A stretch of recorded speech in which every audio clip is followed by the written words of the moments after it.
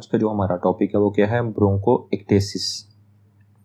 Basically जो ब्रोंकोएक्टेसिस है वो क्या होता है, वो आपका जो ऑब्स्ट्रक्टिव लंग डिजीज़ है उसकी एक टाइप है।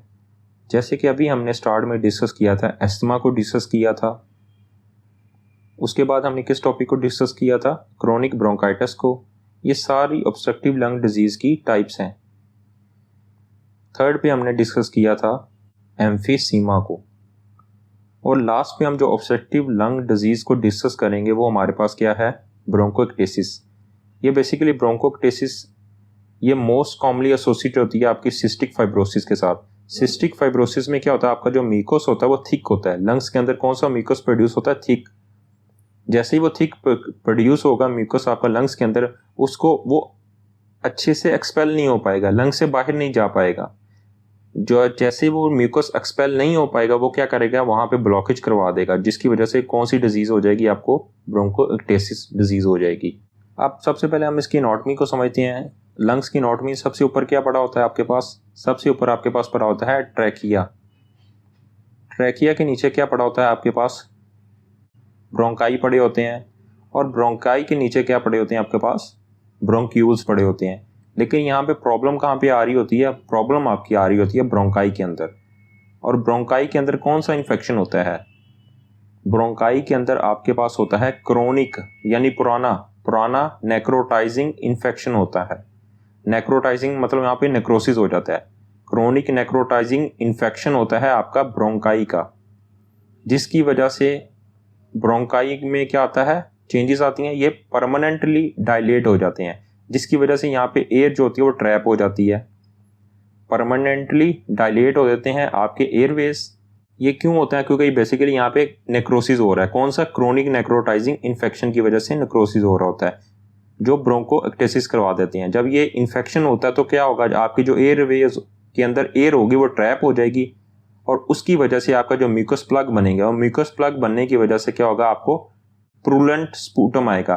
प्रूलेंट स्पूटम कौन सा होता है आपका, जो ऐसा स्पूटम जो फाउल स्मेल कर रहा होता है। अब पैथोफिजियोलॉजी की बात करें तो यहाँ पे लिखा हुआ है, इसमें basically initial insult of pulmonary infection होती है। इस चीज़ का क्या मतलब है, initial insult of pulmonary infection का मतलब क्या होता है, और ये कंबाइन होती है आपकी ऑब्स्ट्रक्शन और इम्पेयर्ड क्लीनेस से। इस चीज़ को समझते हैं हम। देखिए मैंने आपको बताया यहाँ पे क्रोनिक नेक्रोटाइजिंग इन्फेक्शन होता है, जो क्या करवा रहा होता है, पल्मोनरी इन्फेक्शन करवा देता है। और उसकी वजह से क्या होगा, आपका ऑब्स्ट्रक्शन और इम्पेयर्ड क्लीनेस होगी, जिसकी वजह से आपका जो म्यूकस होता है वो सही से एक्सपेल नहीं हो पाता, और होस्ट का जो इम्यून सिस्टम होता है वो डिसरेगुलेट हो जाता है, और उसकी वजह से ब्रोंकियोल्स की इन्फ्लामेशन हो जाती है, और उसकी वजह से एयरवेज आपको परमानेंटली डायलेट हो जाते हैं। ये आपको मैंने पूरा डिटेल में समझा दिया हुआ था नोट्स में। इटियोलॉजी की बात, इसकी डिफरेंट इटियोलॉजी होती है जो ब्रोंकोएक्टेसिस करवा रहे होते हैं। देखिए यहाँ पे लिखा हुआ है, अगर एयरवेज की ऑब्स्ट्रक्शन हो जाए, ये आपके हम ब्रोंकाई, ये आपके पास ब्रोंकाई है, तो बेसिकली यहाँ पे लिखा उसने इसकी एयरवेज की ऑब्स्ट्रक्शन हो जाए, और ब्रोंकाई के अंदर क्या पड़े होते हैं आपके, सीलिया पड़े होते हैं। अगर कोई फॉरेन बॉडी एस्पिरेट हो गई है या कोई मैस हो गया, जो क्या करवा देते हैं, इसकी ब्रोंकाई की ऑब्स्ट्रक्शन करवा देते हैं। अब ब्रोंकाई की ऑब्स्ट्रक्शन होने की वजह से यहाँ पे जो पूल सीलरी जो मोटेलिटी होती है वो पुअर हो जाती है, सही से सीलिया अपना काम नहीं कर पाते। जब सही से सीलिया अपना काम नहीं करेंगे तो म्यूकस स्क्रीट नहीं कर पाएंगे अच्छे से, जिसकी वजह से आपकी जो सीलरी मूवमेंट है वो पुअर हो जाती है, जिसकी वजह से आपका म्यूकस होता है वो यहीं पे स्टक हो जाता है, यहीं पे पड़ा रहता है, सही से एक्सपेल नहीं हो पाता। और ये किन किन में होता है, ये ऐसा पेशेंट जो स्मोकर हो, और दूसरा यहाँ पे सिंड्रोम लिखा हुआ है कर्टैगनर सिंड्रोम, उनमें क्या होती है, दोनों में पुअर सीलरी मोटेलिटी हो जाती है, जिसकी वजह से म्यूकस यहाँ पे स्टक हो जाता है। कर्टैगनर सिंड्रोम और स्मोकर में पुअर सीलरी मोटेलिटी होती है। और कर्टैगनर सिंड्रोम आपको पता है किस वजह से होता है, डाइन आर्म डिफेक्ट की वजह से होता है, डाइन आर्म डिफेक्ट की वजह से। अब स्मोकर और कर्टैगनर में बेसिकली पुअर सीलरी मोटेलिटी की वजह से आपका जो म्यूकस होगा उसकी तरफ आ जाते हैं। आपका जो म्यूकस होगा वो बेसिकली यहाँ पे प्लग वो स्टक हो जाएंगे, यहीं पे फंसे रहेंगे, बाहर नहीं निकल पाएंगे। क्यों, क्योंकि बेसिकली सीलरी मूवमेंट है वो पुअर है, क्योंकि सीलिया ने ही म्यूकस को रिमूव करना होता है। अब दूसरा यहाँ पे लिखा पुअर सिलियरी मूवमेंट लिख दिया, ये बेसिकली स्मोकर्स में होता है, टोबैको स्मोकर में और कर्टैगनर सिंड्रोम में होती है पुअर सिलियरी मूवमेंट।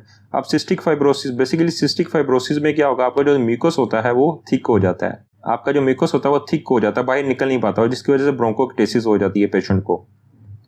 अब यहाँ पे लिखा हुआ है show coughed up inspissated mucus plug हमें नजर आते हैं इसमें सिस्टिक फाइब्रोसिस में, जो पिक्चर एच में हमें नजर आ रहे हैं। और एक फंगस है वो बेसिकली एलर्जिक ब्रोंकोपल्मोनरी एस्परगिलोसिस, ये भी आपका ब्रोंकोएक्टेसिस करवाती है। और पल्मोनरी इन्फेक्शन हो रहा है जैसे कि टीबी या मायोबैक्टीरियम एवियम और टीबी करवाती है, वो भी ब्रोंकोएक्टेसिस करवा सकती है। अब यहाँ पे इसकी डायग्नोस की तरफ आ जाएं तो लिखा हुआ है इसको करेक्टराइज बाय, इसमें पेशेंट को क्रोनिक कफ होती है और डेली उसको पुरुलेंट स्पूटम आता है। पुरुलेंट स्पूटम का मतलब क्या था, फाउल स्मेल स्पूटम आता है उसको डेली बेसिस पे, और उसकी वजह से क्या होगा, पेशेंट को रिकरेंट पल्मोनरी इन्फेक्शन हो रहा होता है।